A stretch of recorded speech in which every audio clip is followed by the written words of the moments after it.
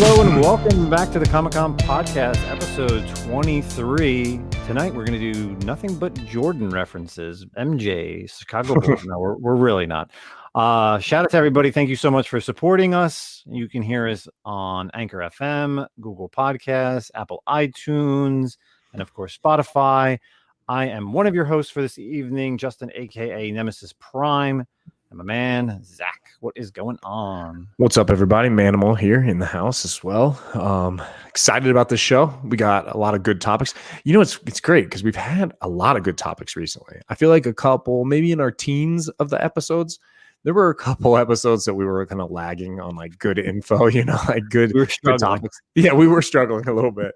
But it feels like lately, and maybe it's just because it's summer, you know, I don't know. But it seems like a lot of the deluge of news has definitely opened up. And maybe it has to do with like the coronavirus going away. So who knows? Yeah. There's a lot of stuff that's opening up. So a lot of, castings are getting called and shows popping back up, and just so much news is out there for this week. So of course we're recording this on June 10th, 2021. Of course, you can always find us and follow us on our Instagram, the Comic-Con Podcast. You can always send us emails, voice messages to the Comic-Con Podcast at gmail.com. Of course, with the way we like to start off every episode is talk about the community.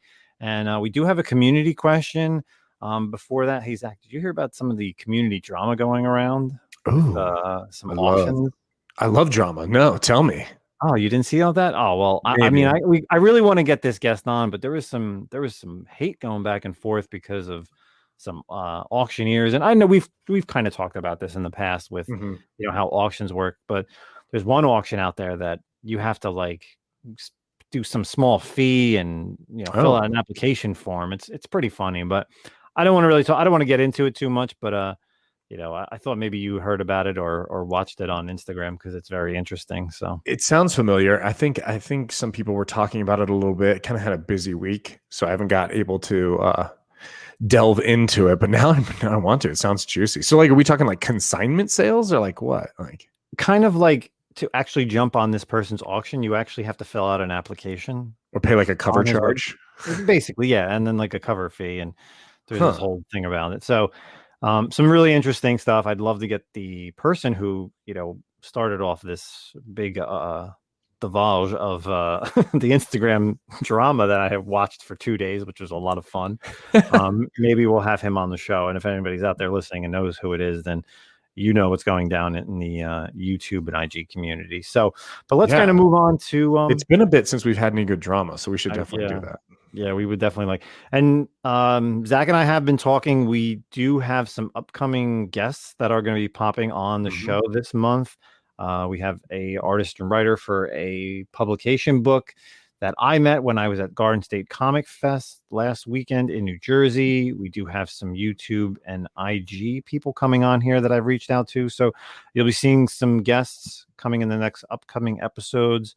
I know it's vacation time, so everyone's kind of taking vacations, but we definitely are looking forward to some of the guests that we have lined up. So for sure, let's get right into our question for the evening. And this one comes on our Instagram. This is from our man Comic Stash 416. He goes, got an idea for you guys. What are your top 3 favorite story arcs / series of all time? For me, it would have to be Dark Phoenix Saga. Of course, Claremont writing it is just epic.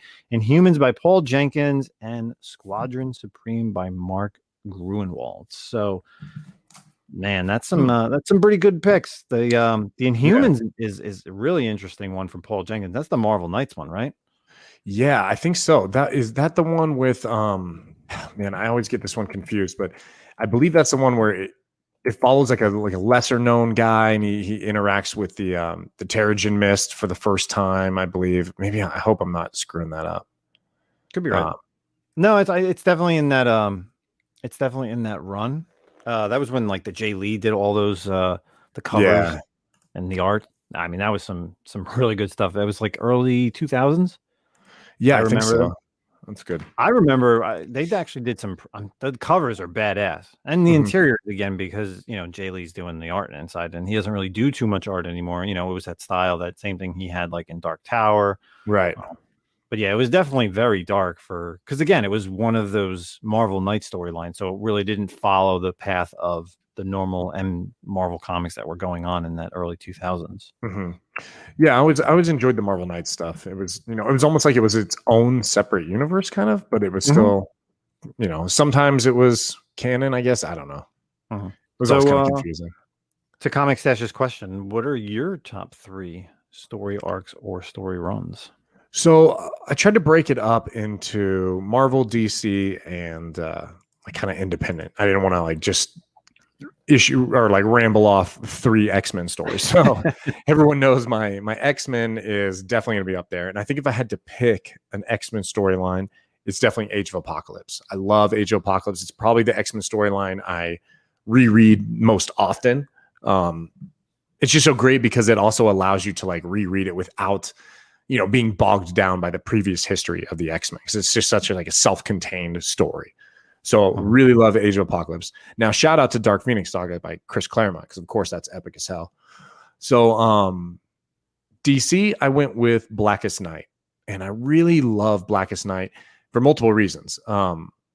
It's just an awesome story, kind of gives you a little bit of everything, every title in the DC universe. And honestly, it's really the story arc that got me into DC. So I read Blackest Night. I was super into the different spectrums of like the lantern rings and all that. And that's really what got me reading, got into like Flashpoint, all that leading up to New 52. So Blackest Night can really be, it was the door that opened up the DC universe for me. So then independent, this isn't necessarily an arc. Obviously there's a ton of arcs in this title. And we talked about this off screen, how it's hard to pick an independent because outside of like, Spawn and what was the other one you brought up? Walking Dead. And this one as well. This one's creeping up there too, is Teenage Mutant Ninja Turtles, the newer run, current ongoing right now. I love everything about Teenage Mutant Ninja Turtles. I mean, issue 117 just came out this past week, and I think it's an amazing read. I kind of have this tradition where I buy the trade paperback for my nephew, who's like 5 or 6. So every time I see him, I give him a new trade for Teenage Mutant Ninja Turtles. That's how much I love it. And it's just so great for kids as well. So cool. Those are my 3 picks. I love that question. What about you? So same thing. I kind of went Marvel, DC, Marvel, and then I went back to DC because I really couldn't think of a DC independent one. But for my DC one, and this is one that I constantly read, even when I go on vacation. If I'm going on like an airplane and I know it's like a long trip and I'm going to be away, I typically bring myself a couple trades. And this is one trade that I always reread. And it's actually the first trade that my wife ever read in comic books, which is the Under the Red Hood storyline with Jason Todd. Yeah. So I remember the first time we went on vacation, we went to the DR, and she actually was just sitting on the beach reading it, asking me questions. And it was just great. I'm like, oh, she's just reading Under the Red Hood. Of course, if anybody doesn't know, this is when Jason Todd comes back and he's more of a villain. And it's the pre-New 52 Jason Todd where he's a badass. And he basically goes through Gotham trying to be like a crime boss and do what Batman won't do. They did make a Batman animated movie off of it. Which is great. Yeah, it's hands down probably the best DC animated movie, I would say. For my second one, and Zach's not gonna like this one. I picked for Marvel. I picked Edge of Spider-Verse, and I have to because it's Spider-Gwen's in there, but it's really just a culmination of all the different Spider-Men and women, and just the different characters that they came up with, and the different worlds. I felt like it actually had some type of like ending because you had the inhibitor. You had those, what are they called, the inhibitors, or in. Don't ask me. I didn't read it. Oh God. All right. So I can't think of their names, but they each had like the vampire abilities. They were basically trying to suck the souls of all the different spiders because they all had the spider totems. And of course, at the end, obviously I don't want to ruin it for anybody. So, but I feel like it ended where it had like a long lasting, impact. Kind of, yeah. It had a long lasting impact because of the fact that, of course, then we got into the Spider-Verse movie, which opened up the branches of that's something that was, done in the mid 2010s, and then 5 years later we got a movie because that was the first time that all these different Spider-Men and women got together. So the fact that it was so huge and Dan Slott writing it, I think that was probably the pinnacle point of like his writing for Spider-Man. And then last but not least, back into the DC, and this is a little bit of an older one, Justice League of America, The Tower of Babel. Have you ever read this one? No. All right. So this is another DC story arc that they ended up making a movie, Justice League of Doom, if you remember that movie. Yeah. So same thing. It's Batman basically has a contingency plan against every Justice Leaguer, how to take them down. Like always.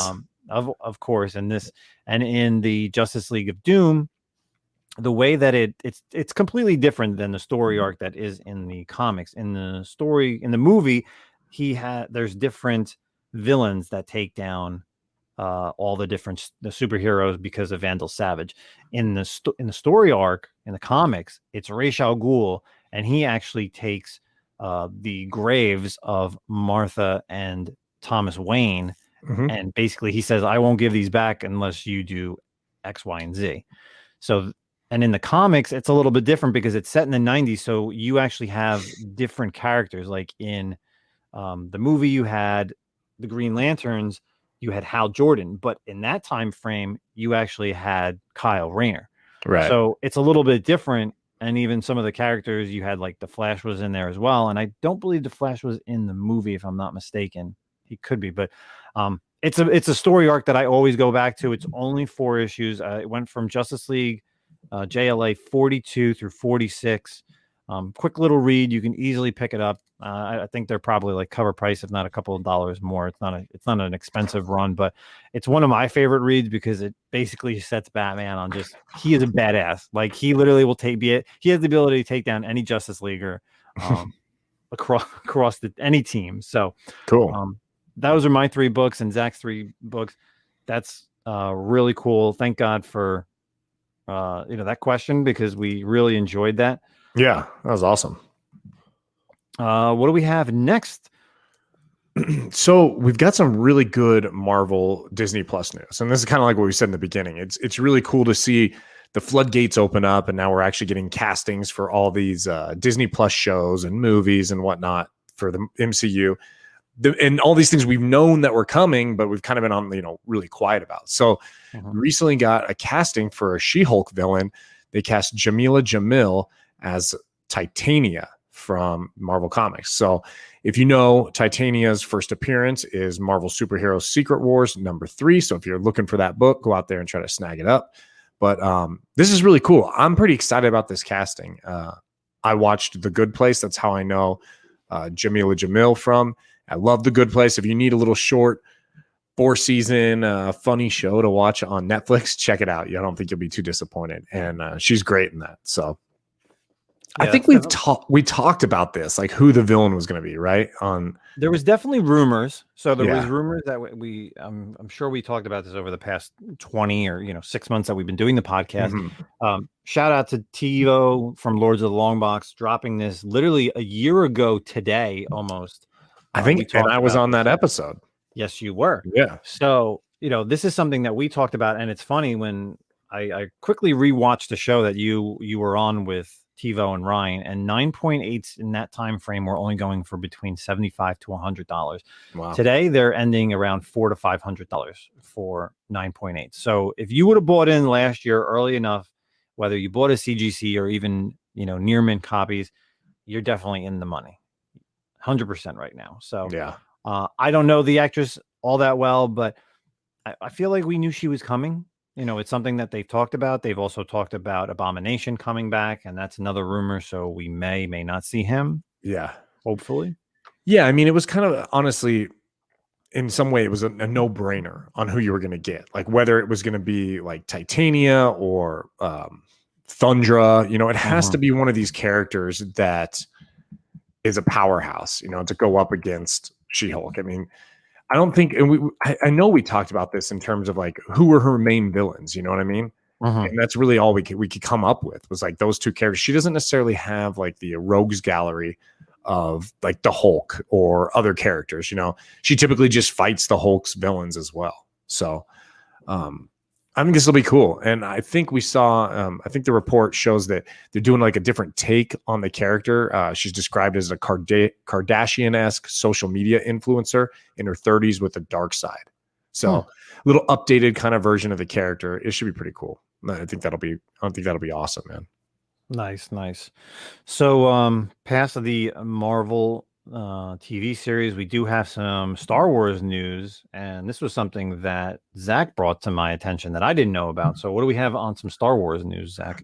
Yeah, it's nothing crazy, but it's pretty cool, you know. So we know Andor's coming out here shortly, and we have Forrest Whitaker is going to reprise his role as Saw Gerrera in the spinoff and prequel series. So it's funny, man, when you play the game, games, or you know, what is it? The Fallen Order and the different, and anytime you see, and even in like the cartoons now, they always look like Saw Gerrera, you know what I mean? Or I mean like Forrest Whitaker. I'm sorry. Yeah. So it's funny to me that he's almost become like so iconic, but in reality, he hasn't had that many like appearances. I mean, Rogue One was probably the biggest chunk, and then we got some in like Clone Wars, you know, but he was in Clone Wars as a younger general with his sister. He was in Rebels. We've seen him in Bad Batch.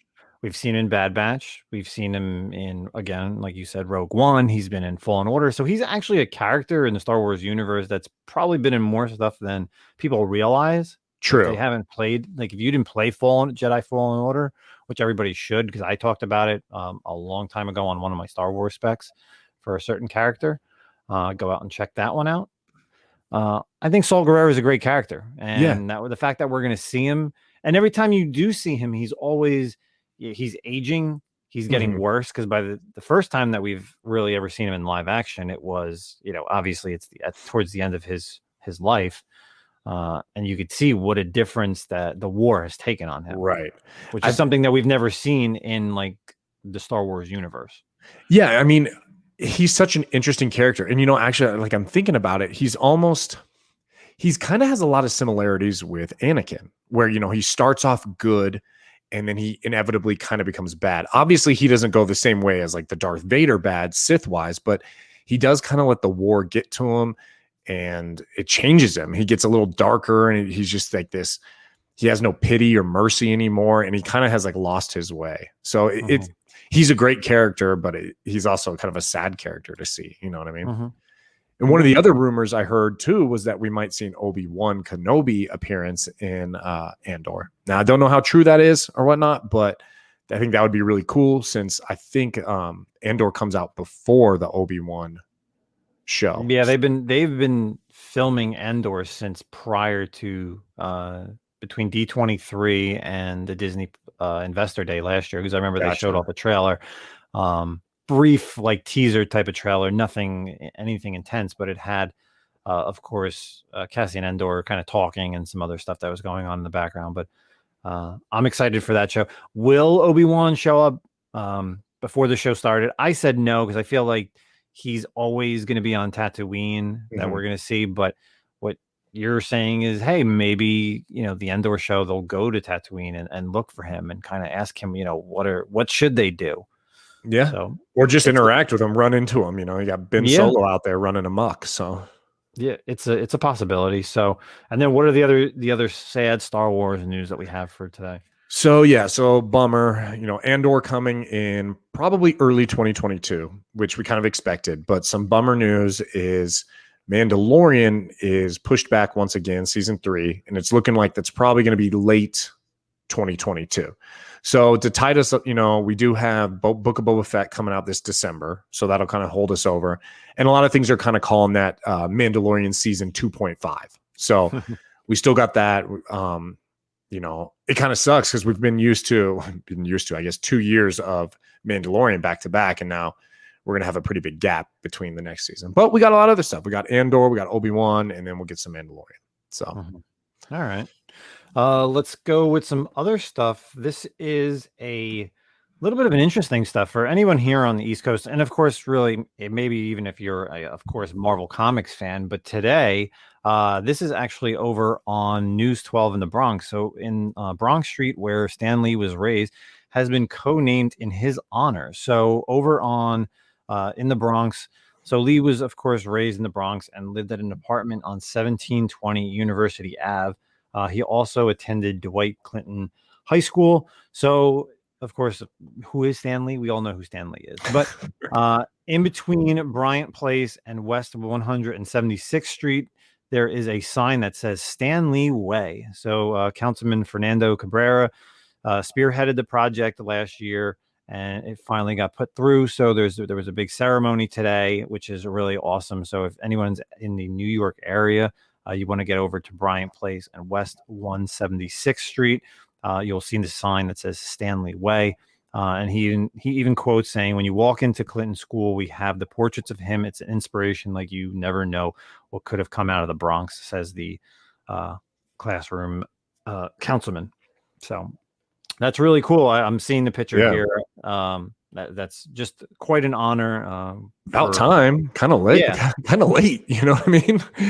Would have been cool to do it while the dude was still alive, you know, and had like an unveiling ceremony while he was there. But that's awesome. Of course, he passed away in 2019, and I'm sure, with COVID, oh God, some of those stuff. But I'm sure, yeah, you're right. It should have been done a long time ago for that man. But at least it's there for anybody who wants to go to New York and, take a picture on the street. So for sure. Really, really cool stuff. So let's kind of move on to some TV stuff. We're definitely going to be talking about Loki episode 1, like we always do when we talk about our Marvel Disney Plus shows. But before we get into Loki episode 1, let's talk about a trailer that just dropped today, which is going to be on Netflix, part 1, July 23rd.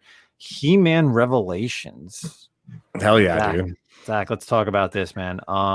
We're both in the same age bracket. I'm sure we watched He-Man in the 80s. Oh, yeah. We watched the god-awful Dolph Lundgren Take it movie. back. Take it back. I love Masters of the Universe. Oh, I do so too. Good. It's a bad movie, but it's a great movie at the same time. It's so good. Frank Langella as Skeletor, I don't care. Hands down, like one of the top 3 villains of all time. Courtney Cox making a debut in that movie as well. it's a great movie. Dolph Lundgren alone is just such probably one of the greatest actors of all time.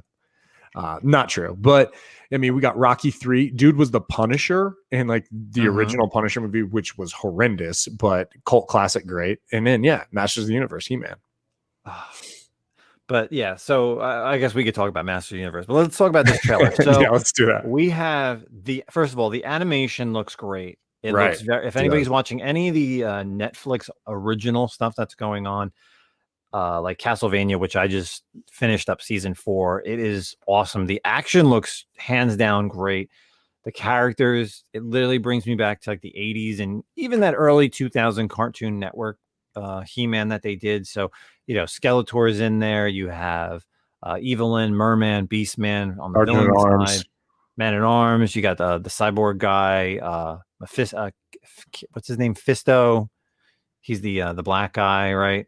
Who's the wizard? Orko. You see briefly. Yeah, so Orko's in that.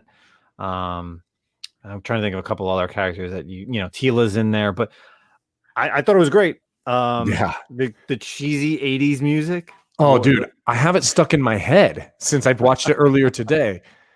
The hero at the end of the night. It's so great. It was perfect. Oh, it was so good. So of course when you heard Skeletor's voice and it was of course Mark Hamill was just awesome. Like immediately I'm just like, yep, I'm sold. I am sold on him immediately with that. There's tons of other characters or actors and actresses who are going to be in this show. I'm trying to think of other ones that I could, of course, if you've seen them, you know who they are. Well, you got Sarah Michelle Gellar is playing Tila. Okay. So that's a pretty one. And Lena Headey is Evelyn, who's great. Like, I mean, you just look at her and you're like, okay, yeah, perfect. I'm trying to think of some of the bigger. So one thing we didn't really talk about is this is done by created by Kevin Smith. So Yep. Kevin Smith's in it. So you know who else is in it? Jay is in it from Jay and Silent Bob. He plays Stinkor, or is the voice of Stinkor. Oh my God, really? Yeah. Oh, I didn't see that. Oh yeah, all right. So there it is on that. So and then you have Kevin Conroy's Merman, Yeah. which is cool. You have Liam Cunningham, who is Man at Arms, and he was in Game of Thrones. Yeah. Davos. Yeah. Susan Eisenberg, of course, from she's voiced Wonder Woman in many iterations, all the way going back from to like the Justice League cartoon and a lot of stuff. Injustice, that's really cool. Chris Wood is actually He-Man, and if anybody doesn't know who Chris Wood is, he was in the Supergirl TV show as Mon-El. Yep. Yeah. Yeah, that's cool. So we But I definitely mean, have a lot of big. obviously Mark Hamill's the big draw. You know? Oh yeah. Definitely. Let's see some other people real quick. You got Henry Rollins as Triclops. That's pretty good too. Alicia Silverstone as Queen Marlena. Yeah. Huh. They're definitely, and even Harley Quinn Smith, his daughter is playing Alina, who I don't know who that is, but I guess we're gonna have to find out. But yeah, you definitely got a star-studded cast of actor and actresses. So, what did you think about the trailer, man? I thought it looked great. Like you said, the animation was really awesome. I'm excited to see this. It's about time. It's been a while since we've had any kind of like He-Man, Masters of the Universe type stuff going on. It reminded me, obviously, it's newer and better than the Thundercats old show, the most recent iteration of Thundercats, which I thought was amazing also, and it kind of got canceled as well. So, you know, like you said, we both grew up around the same era watching these cartoons, and it's cool to see this stuff show up. I'm cool with this rather than like, I don't need live action. You know what I mean? Because the live action is never going to live up to it. I don't feel like. I don't know. In time, Maybe. Not only that, but you look at some of the things that they've done in, Lord of the Rings and, even horror movies that you could create characters like Beastman and Merman and they could look badass. Yeah. Would they be able to do as much? And even Star Wars. I mean, they have all these, puppets and all these characters that are in suits and makeup. I mean, why can't they do it? They've done Hellboy, and Hellboy was all, a prosthesis and makeup. And so I don't know. I think in time we'll love to get a live action He-Man, and I'm excited as all hell for that. But yeah, I think the He-Man Revelations on Netflix is going to be my first like official binge watch. So they're doing again part 1 and then part 2 will come out. So part 1 is 6 episodes. They haven't announced part 2 yet, but at least we'll be able to get this for the first time. And God knows, I think it's like 40 years almost was when the first Masters in the Universe came out. It's been so long. But and you know what I like? See, you know what I liked about the last He-Man series that came out in the early 2000s was they really used magic. And it was more action. Like Skeletor was more of a sorcerer, and you see that a little bit in this trailer. Like you see him create, you see him create this hole and then like punch through it, and then there's this giant fist that He-Man goes and punches back. He throws like magical bursts at He-Man as well. So I like that compared to, of course, back in the day where it was just very I don't even know, like from the 80s. I don't even know what you want to call that, but still, it was still fun to watch when you were a kid. So for sure. So let's move on to Loki, man. Episode 1 just dropped on June 9th. First episode, of course, we always like to, kind of give us a first episode, midpoint, and season ending of Loki. What do you think of episode 1? I thought it was great. I laughed a lot. I was a little, I don't want to say nervous or hesitant, but obviously Loki's one of those characters that is so great. And obviously Tom Hiddleston's version of Loki in the MCU has been like one of the best castings, and I think it's good. I think we talked about this on previous episodes. I think it's good he's on his own. I don't necessarily want to see him back in like the Thor movies because I feel like it's just so redundant at this point. Thor versus Loki, betrayal, blah, blah, blah, So it was really cool seeing him. And it was just funny seeing him. Like I was telling my wife when we were watching the episode, the scenes where he's like waiting in line. He has to pull the number and he has to do like such mundane and regular human being type stuffs. Like that shit is hilarious to me because you don't ever picture like a superhero in that situation. And I personally will be in those situations where I'm walking through those roped off aisles and I'm furious about it because there's no one else in line and I'm running this goddamn maze. It's so bullshit. So it was hilarious to see Loki have to do that, dude. I liked it. I thought it was great, man. Thought it was great. Yeah, I actually this is the third series now for Disney Plus with the Marvel Studio stuff. Hands down, the best first episode, of course, beating out WandaVision far and few between, and even Falcon Winter Soldier. I like it because, like you said, it's away from Thor, but even the fact that we really don't know the time because, of course, it happened in 2015. You see what happened in Avengers Endgame. And there's just so much things that you can think about, but the fact that you don't need to think about it at the same time, like you just watch the show.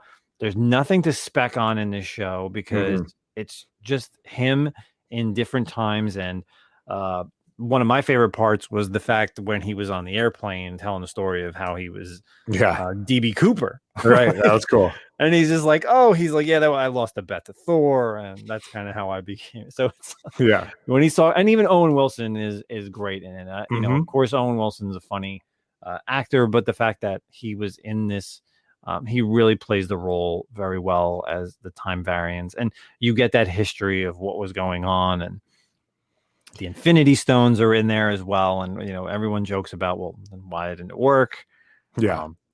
Of course, it's not their universe. That's the same reason why, Thanos could only win in the 616. So I'm 100% in with this series. I cannot wait for next week's. We kind of get an idea of who the villain is, which is great because that's simple. We know exactly who it is. Nothing to spec on. Yeah.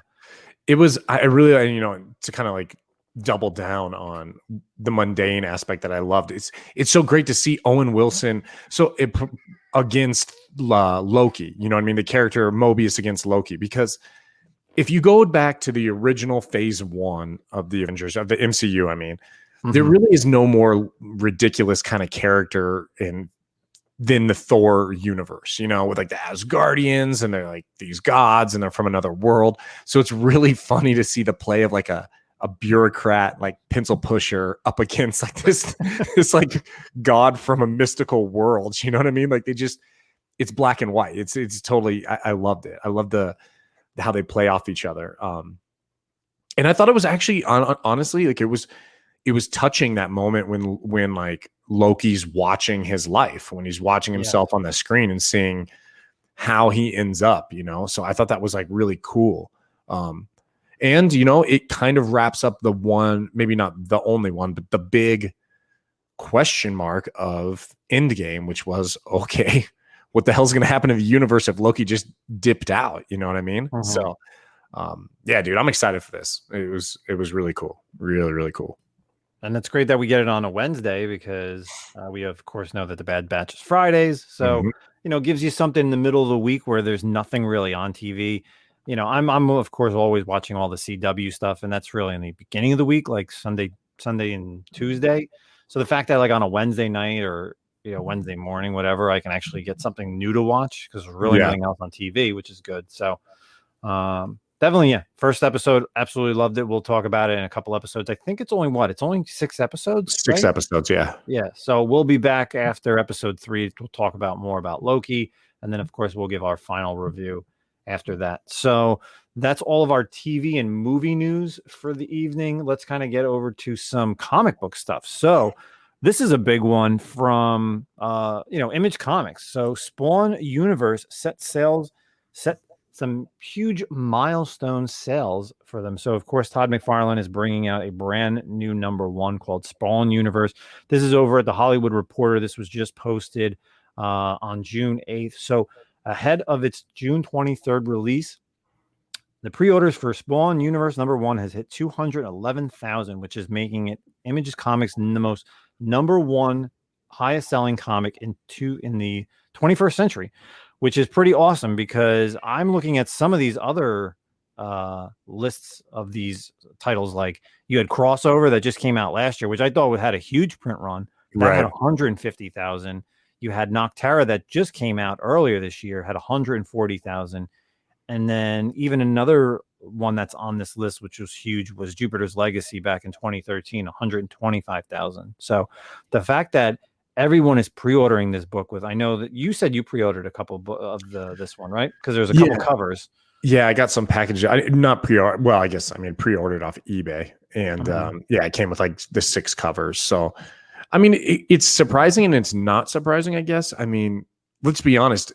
Spawn has really been the flagship title of Image. For the longest time, it was really the only thing probably keeping Image afloat for a while. So, and it's also kind of a little.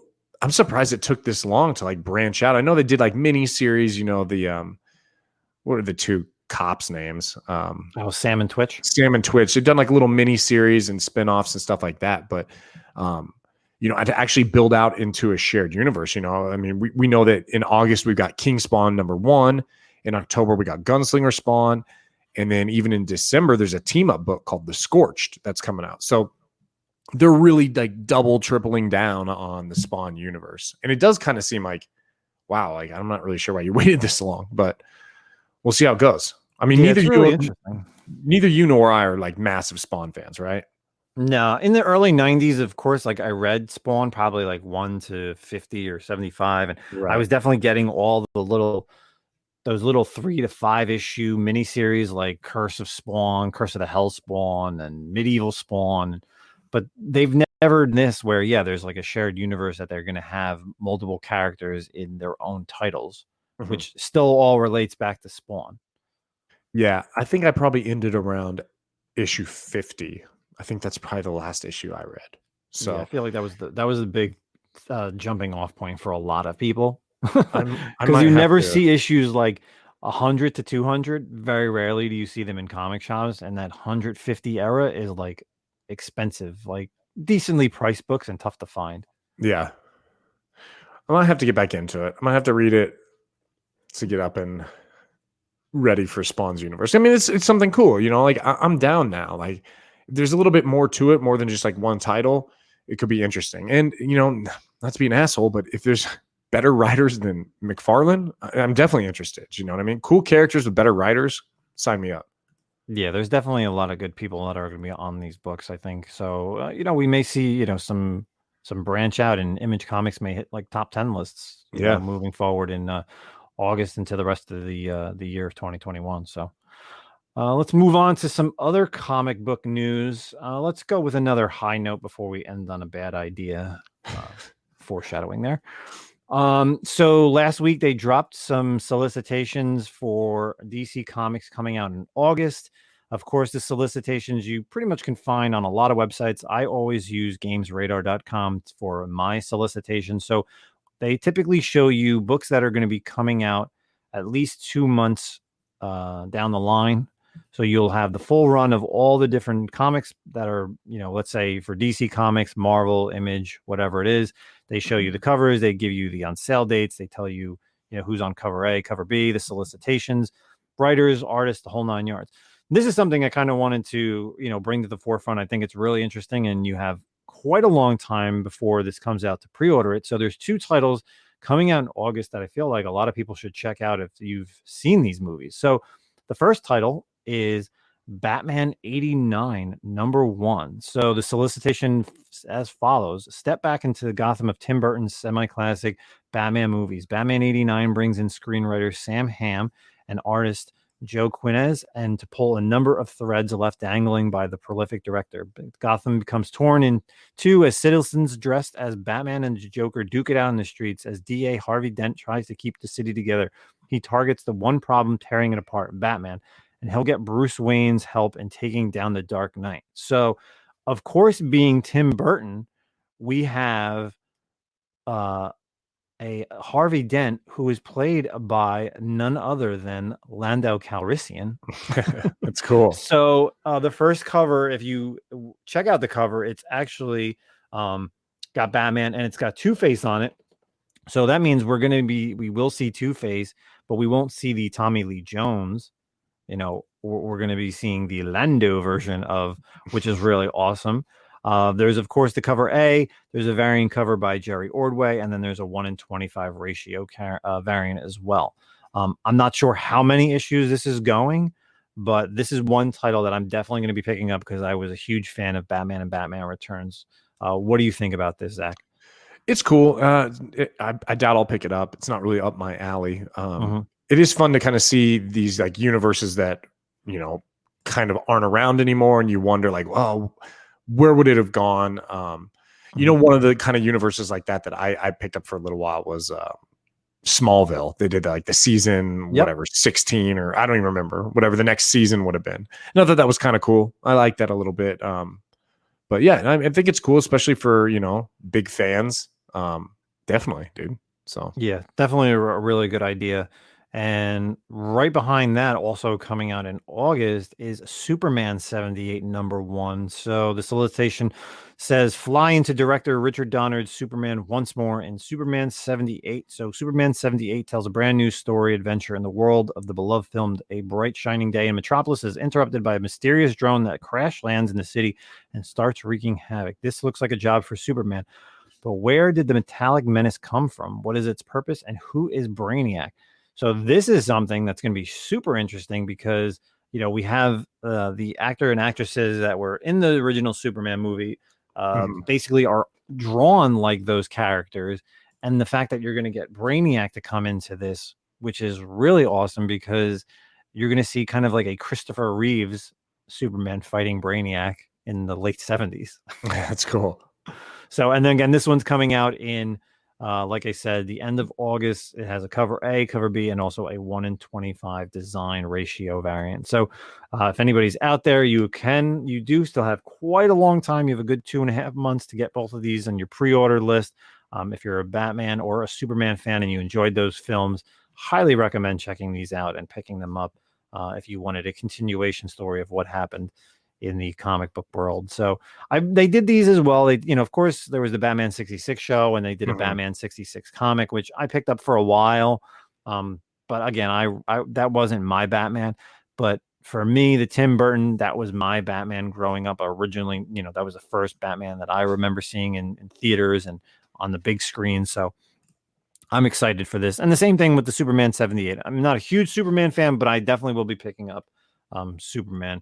Yeah. Are you going to try the Superman or Batman? What do you think? No, I won't. I mean, I grew up with the same time with the same Batman, but my Batman, honestly, I wasn't really into the. First off, I'm not a Tim Burton fan. I really can't stand Tim Burton. So I'm a Christopher Nolan. And my Batman, I think at this point forward, will always be Christian Bale. That'll be my Batman. But okay, it's cool. I like I said, I think it's fun for people to kind of reminisce. There's a sense of nostalgia there. I think it's awesome. They're drawing the characters like the actors, getting oh man, mind blank now, but who plays Lex Luthor? Gene Hackman. Gene Hackman. Yeah, I mean that's cool. It is definitely cool. I won't be picking them up, but I think it's a good idea. It's a cool little mini series, maxi, or whatever they end up doing with it. Yeah.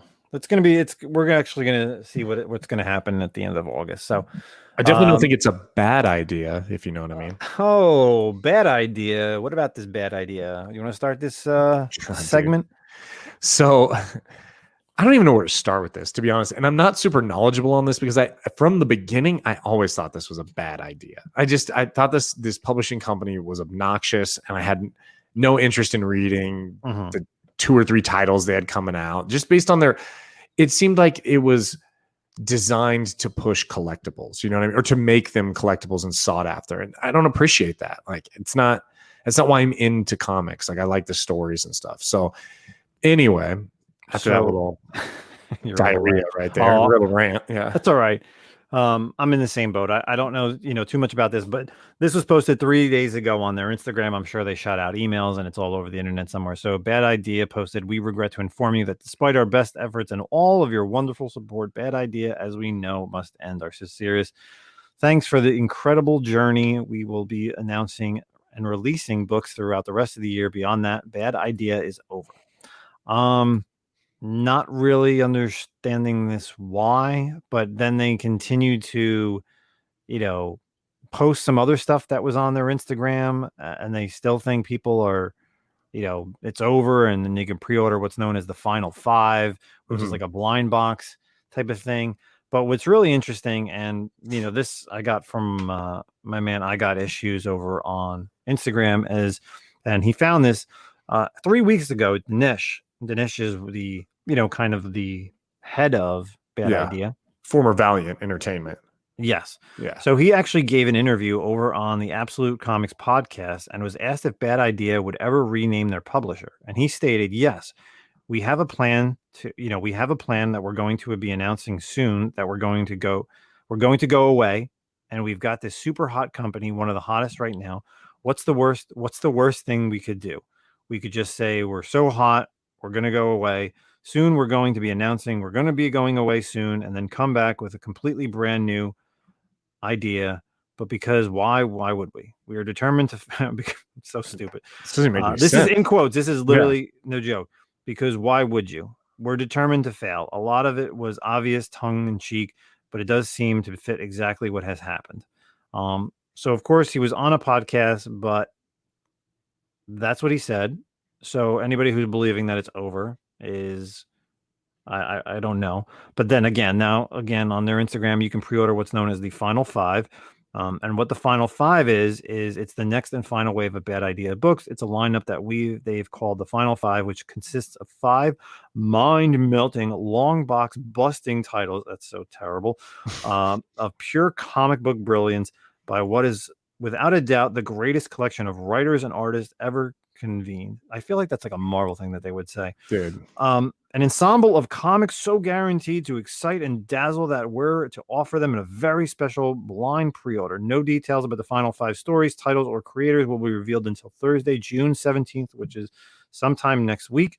However, one day prior to the unveiling, we'll be holding Bad Idea's Final 5 pre-order events, a chance to pre-order all 5 of the Bad Idea books and guarantee nothing but those ones. I don't know. This is just so stupid. And I'm so glad we're talking about this, because you and I are both also on Lords of the Long Box. Right. We see these books come up every couple of weeks on the top 10 list because people just cannot get them in their stores because it's very limited. I think here in New Jersey, out of all the shops, and there are quite a bit of shops in New Jersey, I think there's only like 4 in New Jersey that actually can carry it. So the fact that those people then go out and buy it online, because you have to pre-order the entire series. Yeah. So the first one was ENIAC and then Tankers, but you have to pre-order all 4 or 5 issues of that series to guarantee yourself a copy. And now it's like it seems like a scam to me. It seems like they knew they were going to do this. It seems like they knew, and that's why they're like, hey, buy them up front because we're not going to finish this shit. So it was like, I don't know. It almost seems like they did this to like bide time for a further up. Like maybe this was like, hey, let's use this as like a startup fund for our next project or something, and we'll make them buy them up front. We have no plans to redo them. Honestly, you want to know what a good idea would be? Is no one orders the Final 5. Like, fuck these guys, dude. Like, garbage, bro. Don't order any of that. No one order the Final 5. That's my suggestion. And don't go on eBay and pay don't crazy pay prices. A dime for this. It's not going anywhere. You're not going to see it on any big screen, small screen, nothing. There's no value to these comics. Mm-hmm. So I agree. Garbage. People just think they are because they're limited. They're hard to get, which yeah. I get it. Like we all fight after that. We all fight off that hot book, that hard to find book. Because yes, it hits a top 10, but is it really worth it? Like, these books could go to the wayside, like a lot of publishers that right. Zach and I can rattle off from the early 2000s, the late 90s that are gone, and nobody cares. Yep. Nobody cares. So I'm happy that they're going deuces. Dodo. Yeah. So bye-bye. I hope so. So that's it. That's the TV movie comics talk for the evening, and our final talk, of course. What are we currently reading? Zach, you want to go first? Sure. Yeah, I got 2 titles. Cool. So, and I'm not fully caught up on one of them. I think I still need a couple more issues, but I started to read, and And I'm a little behind here, so don't get mad at me, anyone who's listening, and make fun of me or anything. But I'm reading We Only Find Them When They're Dead by Al Ewing. I told you about that. Yeah. So I picked these up when I was out visiting you. I picked up 1 through 5. And obviously Al Ewing's writing Immortal Hulk, which is amazing right now. And I'm really enjoying the series. I think it's a really cool story. It's got a little universe where we're still it's still building right now. Like I said, I'm only up to issue 5, and maybe there's like another issue or 2 issues that I'm missing. But I don't really know what's going on other than there's these dead gods, more or less, I guess, these big god creatures floating around in space, and the humans are tearing them up for food and like dissecting their bodies for food or metal or different supplies. And there's rules on like what you can do and how you can do it, and kind of like staying in line. It seems like it's kind of almost like a police state in a way. And there's obviously some history between some of the characters, and the title is We Only Find Them When They're Dead, means like they only find these gods when they're dead. So the main guy is kind of like looking for a live god. But it's really interesting. I thought it was cool. But the second actually, real quick, and then that actually, I'm glad you brought that up, because that series actually just got nominated for an Eisner Award for Best New Series for awesome. Al Ewing and Simon DeMeo. And I actually like the art because, of course, I've talked about this a while back when they did the Future State stuff. He did the Harley Quinn. Like Harley Quinn and Scarecrow. So that art style is right out of there. So I thoroughly enjoy this series, not only for Al Ewing's writing, but for Mr. DeMaio's art. And what do you got for your second book? So this is the one I really have enjoyed a lot. So I've been reading Noctera, and issues 1 through 4. I think I picked up the first 3 issues also when I was out there with you, and then got issue 4, just came out like a week or so ago, maybe. Man, I think it's cool. So obviously it's written by Scott Snyder. Hard to find something bad that Scott Snyder has written.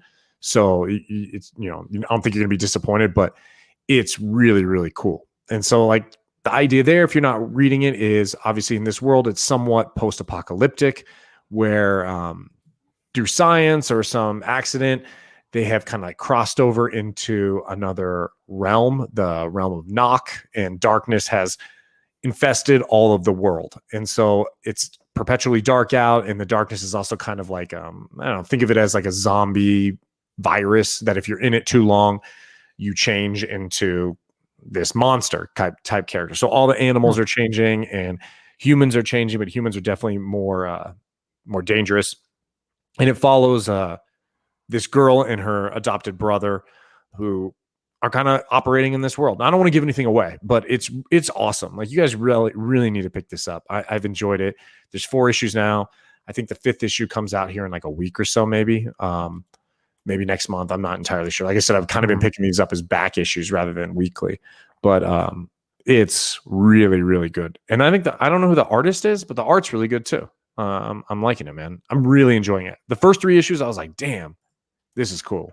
All right, so maybe I'll have to add that one to my list of check it books out to read, because I don't know, I've never not liked anything that Snyder's done. Exactly, right. Of course, he did Witches, which just got, he was just talking about putting that together for his script. Of course, all the detective stuff, the Batman stuff, anything that he wrote, and of course helped with James Tynion, who, was kind of like a student of his. So surprisingly, I don't know why I didn't pick this up, because I'm a Snyder fan and I like Tony Daniels as an artist. I don't know why I didn't pick this up. Yeah. So it definitely is getting added to the list of books I do need to read. And I know they're out there. So I definitely will go pick those up on your recommendation. So good 2 books. My pick of the week, I have a new book and actually an old series, and I'll go with the new book first, and then I'll kind of divulge into why I picked an older reread that I actually had in trade format. So currently reading, of course, from Boom Studios is Eve. Issue 2 just dropped this week. We are exploring the world with Eve herself and her teddy bear, Wessler. If you've read it, you'll know that I think Wessler is a badass in issue 2. We get a little bit more expansion of the world and what has caused this post-apocalyptic scenario, which I think is very interesting. I think it's probably one of the most engaging of a post-apocalyptic thing. It's different than the usual, Yeah, it's definitely very cool. And I will say that I think if this does become a series, issue 3 is definitely going to be fluttered with first appearances because it does looks like it's set up with a lot of characters that are going to be coming in issue 3. But I'm enjoying Eve. I like her as a Yeah. character. You can absolutely see her in some type of animation series or live action, even movie. She's a great character to just follow, and because she's new to the world, so it's almost like watching a baby just explore the world. Did you read Eve too? Yeah, Mhm.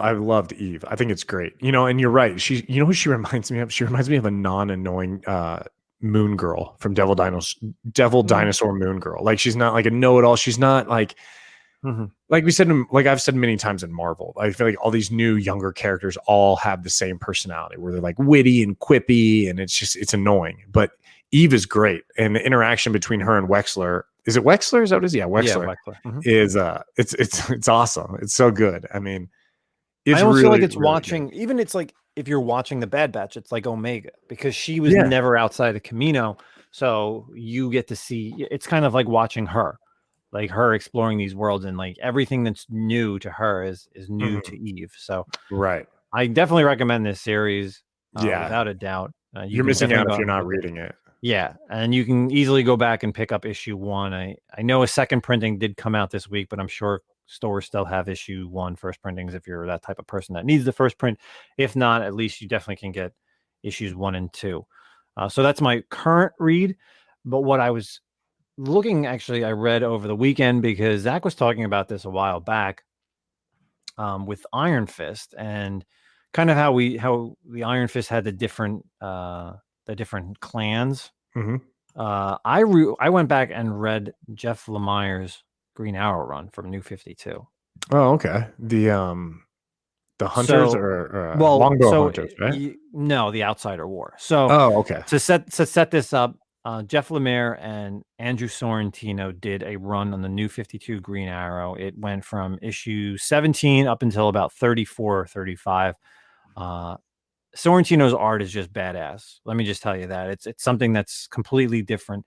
The way Jeff Lemire wrote this series is it was very it grounded Oliver, and it made, if you were watching the Arrow show, that's kind of where they pulled a lot of stuff from. Like Mhm. Green Arrow in the comics was more like you were watching him also on the TV.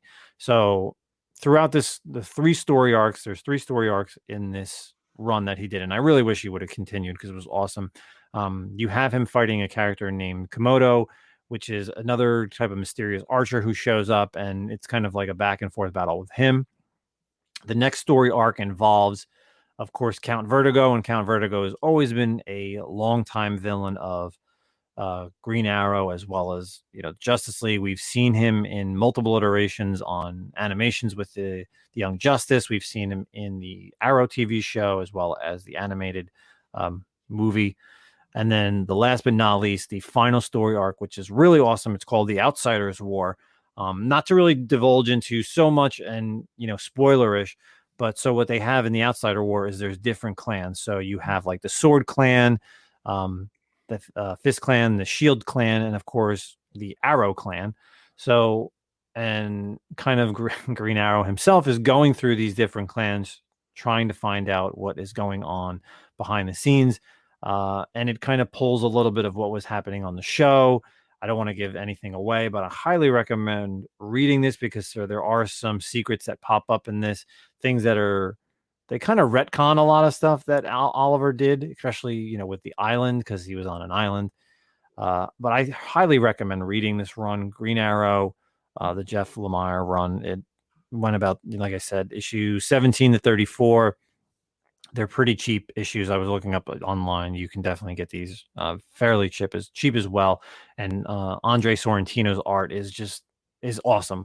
The way when they show you, like when he shoots an arrow and they target the characters, and when Mhm. an arrow hits somebody and you kind of see it as like an X-ray, like through the person, it was just so badass that and I love the run. And it's probably one of my favorite runs. And back to what Comic Stash's question was earlier, I really wanted to put that as one of my top 3 because it's probably one of the most rereadable story arcs other than like a Batman or Superman in a DC world that I enjoy reading. That's not like an event.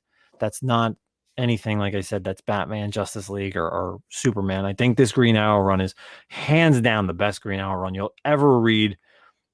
Maybe Green Arrow Year One that Andy Diggle did well, and that was like a 4-issue mini that kind of took Oliver on the island. So get out there and read this if you can. Pick up those back issues, or just go out and buy like a hardcover, or there's 2 trade paperbacks for that. So that's my picks of the week. I enjoyed that run too. I was reading all those New 52 stuff, and I was surprised by how much I liked the Green Arrow. And you're right, it does very much like mimic and feel like the Arrow TV show as well. Mm-hmm.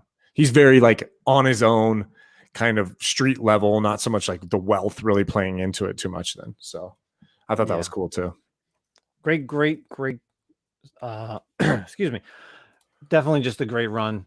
Cannot say anything bad about Jeff Lemire's writing and Sorrentino's stuff. So that's it for what are we currently reading? I think that's all we got for this week. We actually are pushing just over an hour for episode 23. Thank you everyone out there across the multiverse on all the different podcast platforms that you're listening to us. From myself, Justin, aka Nemesis Prime. It's been a fun week, Zach. It's always great talking to you. Great picks, great stories. Got a lot of stuff that we just talked about tonight. That's all I have. What about you for closing thoughts? Yeah, always love being on here, and I'm excited. This summer is going to be a fun summer. We got a lot of stuff coming, obviously, with Loki. We got the Black Widow stuff, more Star Wars. This year alone is going to be amazing for Marvel. I mean, all the movies that are coming out, I think we've said it before, we got 4 movies just before the end of this year. So I'm excited. We got a lot of good stuff coming up, a lot of comic talk, and can't wait to check you guys out next week. Awesome. Episode 23 in the books, everyone. Peace out. We'll see you next week. Later.